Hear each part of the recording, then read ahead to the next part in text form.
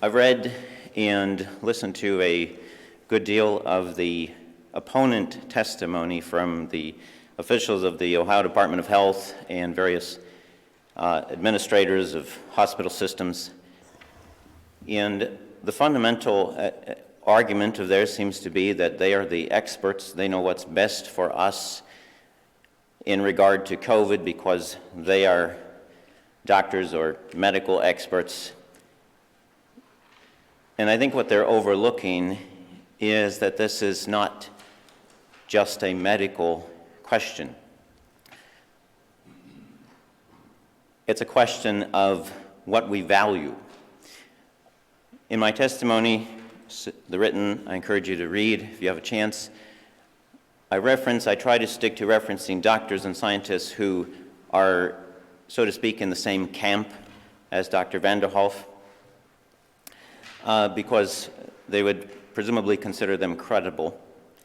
And the first one is Dr. Zubin Damania. And after talking about the science, he says this: you have all this science.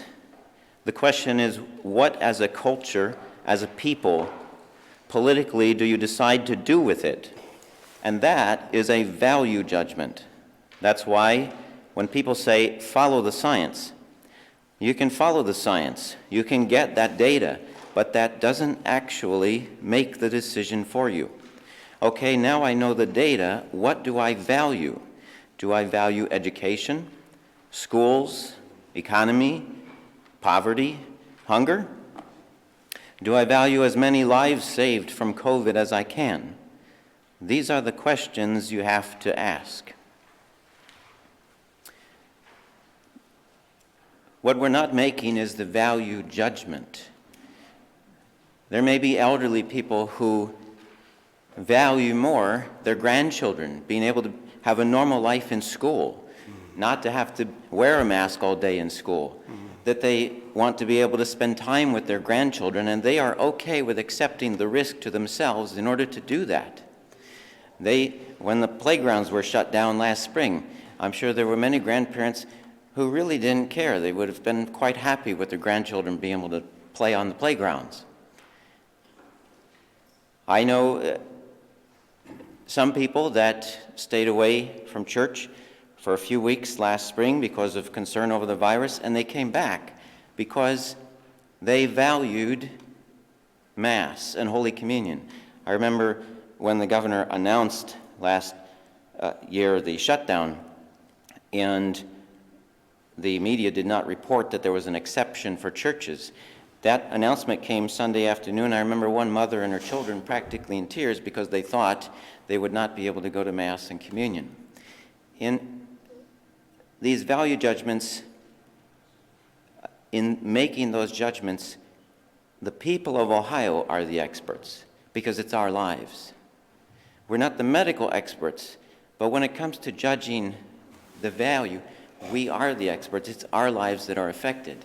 And I'm not talking about putting a price on life. What we are weighing is the risk to life versus how much these mandates affect our lives. Whether a family wants their business to be destroyed simply to avoid a certain degree of risk, even if for some that might be significant. Unfortunately, for the past year, Ohio has been run as if it is a hospital. And we have had a huge, essentially a medical experiment on the people of Ohio, unwilling. The difference is that in a hospital, one of the fundamental principles of medical treatment is that patient consent, informed consent to the patient. The patient has an opportunity to accept or refuse treatment and to choose their doctor. Is that because the patient is a medical expert? No, it's because it's their life that's affected. Last year, everybody was sold on these restrictions by saying we just need to keep the hospitals from getting overwhelmed. You had a lot of compliance from people because they thought that was a reasonable goal.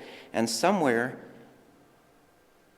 after a month of that, somehow, with no explanation, the goal suddenly changed to we need to go for 0 cases, even after all the experts told us 0 cases is not possible. In my opinion, we did the elderly the greatest disservice ever by trying to repress something that could not be repressed and dragging out the point to where we reach population immunity.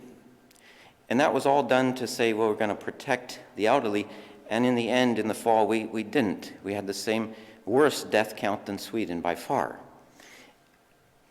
My opinion was, last spring, and it still is, that we should have protected the vulnerable, we should have helped them, but we should have also allowed natural herd immunity among the young. I think it was actually, people say it's selfish to go for herd immunity. I think it was selfish to not go for herd immunity among the young, because it only made it harder for the elderly. I know elderly that isolated for 2 months, hardly saw anyone, and it was all for nothing because over that course of 2 months, from March to May, we did not allow population immunity to develop, and they could not isolate longer. They came out, and some got sick. Myself, I caught COVID on purpose. Why? So that I could visit the elderly at home, bring them communion, and I would know there was no way I was going to get them sick. Because for me, I knew there was extremely small risk. It didn't make sense for me to be selfish and worry about me catching it. My goal was protect the vulnerable. So I pray that we'll put these limits on the emergency powers that I believe have been abused, and that we stop running Ohio like a hospital. We stop imagining that the House and Senate are medical boards. We're not here to make medical decisions. We're here to decide what we value. Thank you. Thank you for your testimony.